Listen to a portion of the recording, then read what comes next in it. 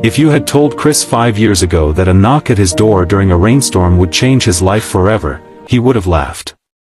But that night, soaked to the bone and shivering, stood a girl with hollow eyes and trembling lips.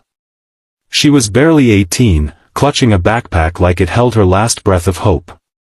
Chris wasn't the kind of man who turned people away, not after everything he had already lost. He stepped aside. "Come in. You're safe here." Chris Mathers was a 37-year-old single father, raising his 5-year-old daughter Emma in a small, modest home just outside of Chicago. He worked as a mechanic at a local auto shop and lived a quiet, mostly solitary life ever since his wife Melissa passed away 3 years ago from a sudden brain aneurysm. That tragedy had shattered him. He wasn't just mourning the loss of a spouse, but also navigating single parenthood with a daughter who still asked every night if mommy was in the clouds watching her sleep. That rainy evening, the girl at his door called herself Kayla. No last name. No details. Just Kayla. She barely spoke at first. Chris offered her a towel, dry clothes, and a hot cup of tea. He didn't ask questions, not the first night. He just let her sleep on the couch. The next morning, as sun filtered through the windows and Emma woke up to find a stranger in her living room, Chris braced for a frightened reaction. Instead, Emma walked over and asked Kayla, "Are you sad too?" Kayla looked at the little girl for a long time before slowly nodding. And just like that, Emma crawled up beside her and hugged her. That was how it began. Over the next few days, bits and pieces of Kayla's story began to emerge. She had been living with her stepfather after her mother's death. He was abusive. Controlling. And when she turned 18, he made it clear he saw her as no longer a child. He began treating her like a possession. The night she ran away, he had tried to lock her in the basement. She broke the window, cut her arm, and escaped. Chris listened silently, jaw clenched, eyes filled with rage and sorrow. But more than anything, he felt protective. "I have a spare room. You can stay here until you figure out what you want to do next," he offered. Kayla hesitated. "Why would you do that? You don't even know me." Chris's voice broke slightly. "Because someone once saved me when I was falling apart.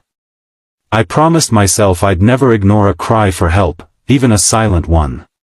Days turned into weeks. Kayla, initially closed off and quiet, slowly began to open up, mostly with Emma.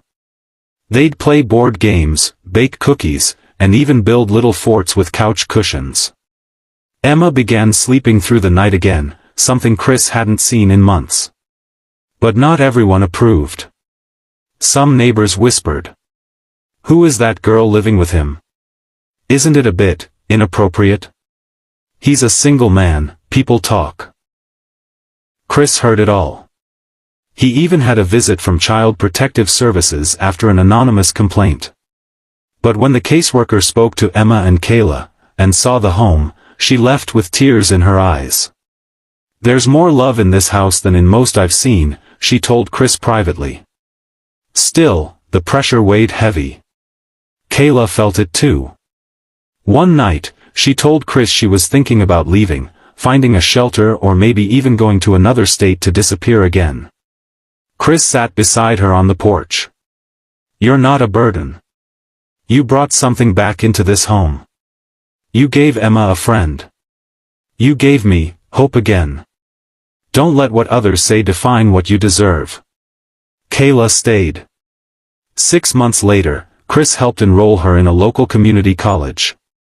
She got a part-time job at a bookstore, and for the first time in her life, Kayla began dreaming about the future. She wanted to study psychology, maybe help girls like her one day. But life doesn't move forward without testing us again. One cold January morning, Kayla received a letter. Her stepfather had found out where she was. He had filed a legal notice claiming she had stolen from him when she left, that she owed him for damages to his property. Kayla collapsed on the kitchen floor, sobbing. "He's trying to drag me back. He wants control again. Chris didn't say a word. He picked up the phone and called a lawyer, the same one who helped him after Melissa's death. The next few weeks were brutal. Kayla had to relive her trauma, face cross-examinations, show the scar on her arm in court. But this time, she wasn't alone. Chris sat beside her. Emma drew her pictures for strength. And when the verdict came in, the judge ruled in Kayla's favor, citing clear evidence of past abuse, including photos Chris had taken of her arm the night she arrived. The case was dismissed. Her stepfather was issued a restraining order. That evening, Chris made spaghetti. Emma danced in the living room. Kayla watched them both, and for the first time in years, she smiled without any trace of fear in her eyes. 2 years later, Chris walked Kayla down the stage at her graduation ceremony. She was wearing a cap and gown, holding her diploma, and crying tears of joy. Emma sat in the audience, cheering wildly. When the ceremony ended, Kayla hugged Chris tightly. "I don't know what I would have done if you hadn't opened your door that night." Chris smiled. "You walked through it. That took more courage than you know." She looked at him with tears in her eyes. "You saved my life." He shook his head. "No. You saved mine too." The end message. Sometimes, family isn't about blood, it's about who shows up when the rain pours the hardest. Chris and Kayla reminded us that one act of kindness can rewrite someone's destiny. And in a world full of closed doors, be the one who opens yours. You might just find healing for yourself too.